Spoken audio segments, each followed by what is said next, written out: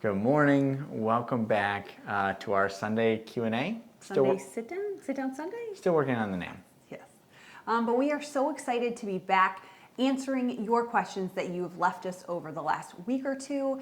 If this is your first time meeting us, I'm Sarah. I'm a board certified OBGYN and a first time mom. Yep, and I'm Kurt. I'm a board certified pediatrician and first time dad, and we're working through IVF also as we're working towards baby number 2. Yes, and so on this channel we give lots of kind of evidence-based pregnancy, parenting, postpartum, information and education as we are kind of living through those experiences ourselves from the medical perspective as well as from our in real life experience. Yep, and I think this week we're going to talk about what to do with a young infant in terms of helping them meet their developmental milestones. Yep, how soon you can get pregnant after you take out your IUD. And then we got a question about how we met, and we'll share a little bit of that today too. Yeah.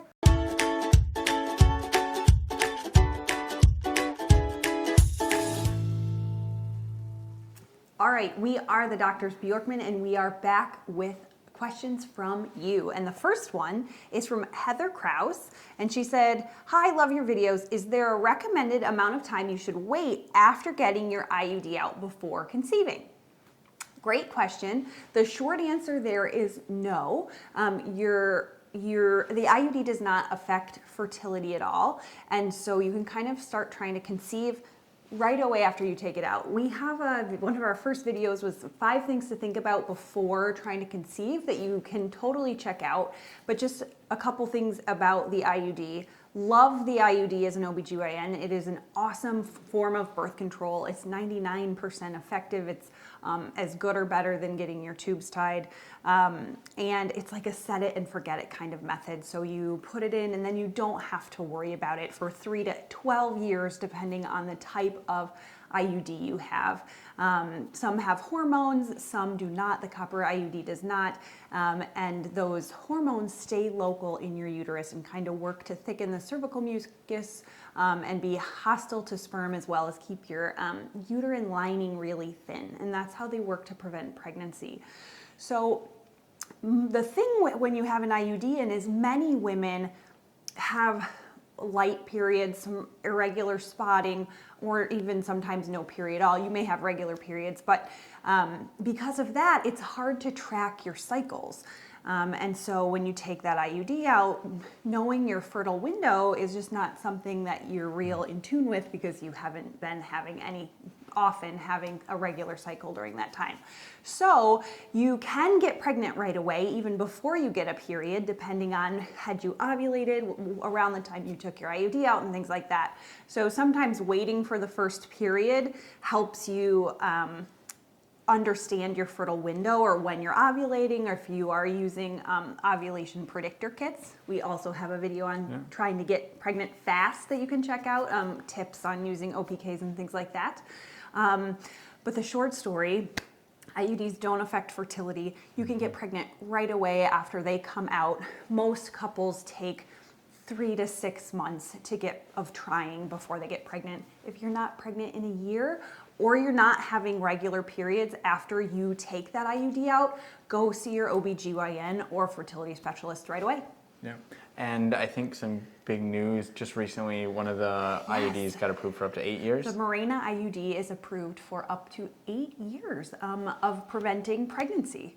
Of course, IUDs do not prevent from sexually transmitted infections, but they will prevent pregnancy for 8 years, which is pretty sweet. Awesome. Yeah. Okay. What's up next? Next question. So this one comes from Caitlin McCorquodale. Hope I got that right. She says, "We have 4-month-old twins, busy, who are starting to get bored very easily. What are some things I can do with them during the day to keep us all sane?" Absolutely understand that a bit. Like, we had one, and I think caring for a 4-month-old and what to do with them during the day is not necessarily intuitive. It doesn't, how do you entertain this thing that can't move yet? Can't really sit up. Isn't communicating with you a whole lot. Like, you have this beautiful, wonderful little potato, or in your case, twin potatoes, that are starting to smile and interact and coo and those things, but still, like, how do you entertain them? Right. I think the big things are just to explore with them. Try to get them engaged in the world around them as best as possible. things that you can do are working on engaging their senses. Some of the best things are speech and language. Yeah, talk to them constantly. Everything you're doing, share with them. I know for us it was really nice. Now we only had one at a time, but having like baby wearing was really helpful for us in terms of bringing them around our house, touching fabrics, working light switches, turning faucets on and off, all of these sorts of things. Reading books is one of the best things you can do for your children at any age, but even at this age it is great to sit them down, engage them with books as they're hearing language. But I mean, it is not an intuitive thing, No. like how to engage a 4-month-old or a little baby. And like I literally wrote out, this says playlist for cease. And it lists 16 different things to do inside, 4 things to do outside, like a little bit of eating practice. Because it just like, I was like, what do I do with you? So I totally understand. This literally says sit in play gym and bat at ball, lay in the play gym and read a book. Tummy time in the play gym and look at mirror. Sit on mat, play with wooden box and handkerchiefs.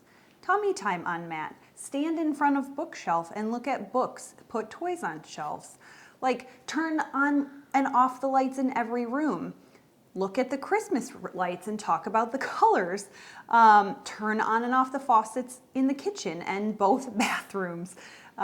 So like, you're not alone. Yeah. Okay. And it's nothing fancy either. Like you don't need special devices, special toys. No. There are a couple things that we found were pretty helpful for us. I think we mentioned before we had a subscription to Love Every. Yes. Which wasn't cheap, but was really nice in terms of every 2 months we got a box of age developmentally appropriate things and some guides, even to say, hey, here's some other thoughts and ideas of things you can do with your child at different stages. Although my outside says take mat and toys out to yard, read a book, play with rattle, pull on grass, show her a leaf, walk to get the mail, even if it's not there. Go for a walk in the stroller, give her rings or something to hang on to. Walk to every tree in the yard and touch the bark. Anyway, you get the gist. I needed something like this to help me. I thought this was helpful for our babysitters who maybe didn't know exactly how to engage with a little bitty baby. And so just like doing things like that is really great. There was this app we used for a while.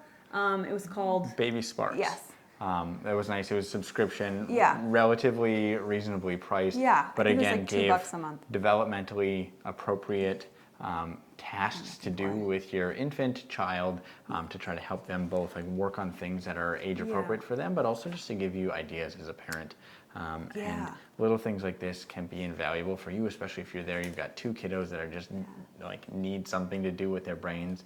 But it is amazing as you engage them to watch them grow and learn, and it is a challenge. Yeah, but and fun. the other thing I think is just to like let them be and explore that world around them and kind of just take in looking up at the leaves in a tree or feeling the wind on their face or looking at themselves in a mirror. You don't have to be constantly entertaining them or doing things with them. You can just let them be and kind of absorb that on their own and explore on their own. And you know, sometimes they need to be entertained, but absolutely it's okay to just let them kind of soak it in sometimes too and get that tummy time or time on their back.